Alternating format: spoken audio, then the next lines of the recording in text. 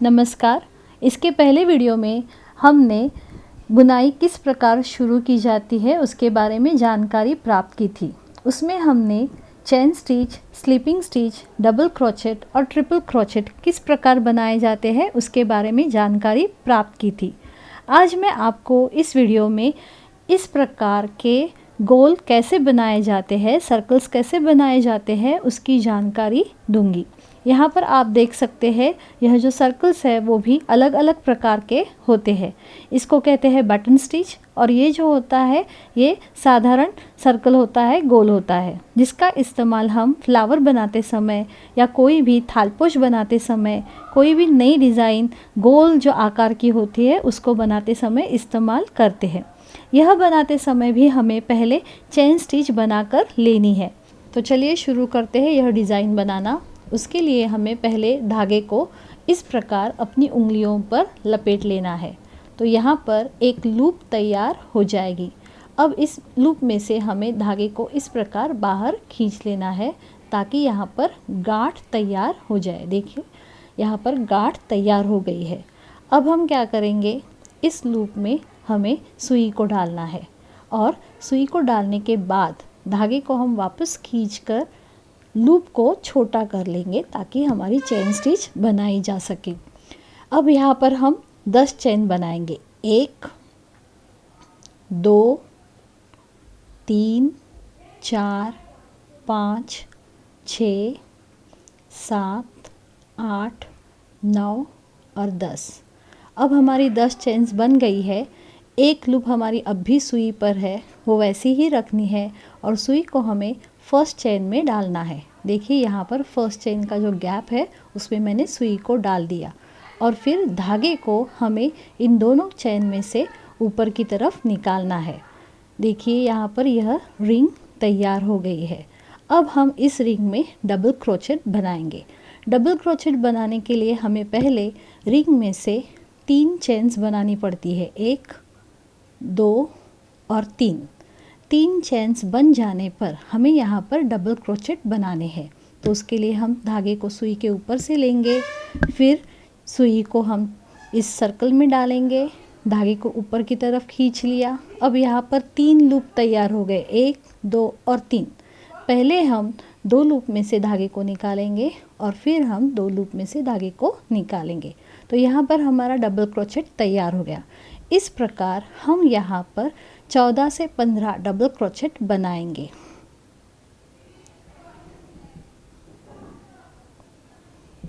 दो 3 4 5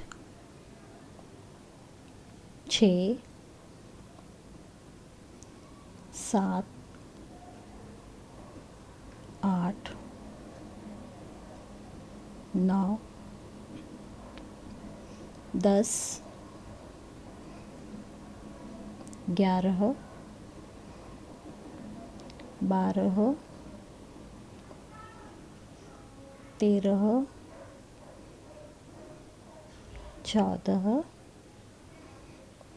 15। अब आप देखेंगे यहाँ पर अपने 15 डबल क्रोचेट तैयार कर लिए हैं। यह जो हमारा शुरुआत का धागा है उसको हम ऐसे ही छोड़ेंगे। अब यहाँ पर 15 क्रोचेट भी कम पड़ रहे हैं तो हम इसमें और एडिशन 3 क्रोचेट बनाएंगे। देखिए 16 17 18 19 और 20। यह क्रोचेट तैयार हो जाने के बाद सर्कल को पूरा करने के लिए अभी हम क्या करना है, तो इस लूप के अंदर सुई को डालेंगे और यहाँ पर जो हमने शुरुआत में 3 स्लीपिंग चेन स्टिच बना ली थी उसके अंदर हम सबसे ऊपर वाली जो चेन स्टिच है उसके अंदर हम सुई को डालेंगे और धागे को दोनों चेन में से बाहर निकालेंगे। तो देखिए इस प्रकार यहाँ पर हमारा यह सर्कल तैयार हो जाएगा और ये जो धागा है उसको हम बाद में छुपा देंगे। वो किस प्रकार छुपाते हैं वो आपको मैं दिखाती हूँ। यहाँ पर हमारा सर्कल कंप्लीट हो गया है, तो यहाँ पर हम गांठ बनाएंगे। गांठ बनाने के लिए हमें धागे को यहाँ पर काटना होगा। लूप में से धागे को ऊपर की तरफ खींचना है और यहाँ पर इस प्रकार गांठ बन जाएगी और हमारा सर्कल कंप्लीट हो जाएगा। सर्कल को पीछे की तरफ मोड़िए, धागे को और थोड़ा सा छोटा बनाइए, काट दीजिए।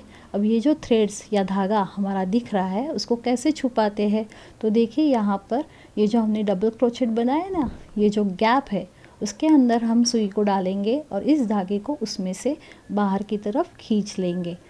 ऐसा करने से क्या होता है, धागा दिखाई नहीं देता और साथ ही साथ हमारा धागा जो है वो निकलता भी नहीं है, हमारी डिज़ाइन जो है वो छूटती भी नहीं है, पक्की रहती है। धागे को इस प्रकार छिपा देते हैं। देखिए मैंने क्या किया, डबल क्रोचेट है उनमें से ऐसे मैंने सुई को निकाला, धागे को उसमें से खींच लिया, तो यहाँ पर हमारा धागा छिप जाता है और जो एक्स्ट्रा धागा है उसको मैं काट देती हूँ। तो इस प्रकार हमारे यहाँ पर सर्कल पक्का हो गया। ये जो धागा है उसको भी हम उसी प्रकार छिपा सकते हैं या फिर हम इस चेन में से उसको निकाल कर छुपा सकते हैं। देखिए मैंने सुई को चेन के अंदर डाला, धागे को ऊपर की तरफ खींचा, सर्कल को पलटी किया, फिर इस चेन में यहाँ पर मैंने फिर सुई को डाला, उस धागे को मैंने सुई की सहायता से बाहर खींच लिया। अब मैं यहाँ पर इस धागे को भी काटूंगी। इस प्रकार सर्कल में फिनिशिंग आ जाती है। धागा काट लेने के बाद देखिए इस प्रकार हमारा सर्कल तैयार हो गया है, अच्छी तरह से दिखता है। इसका इस्तेमाल करके हम आगे की डिज़ाइन बनाकर थालपोश बना सकते हैं। इस प्रकार हमने यहाँ पर यह डिज़ाइन कैसे की जाती है उसके बारे में जानकारी प्राप्त की है।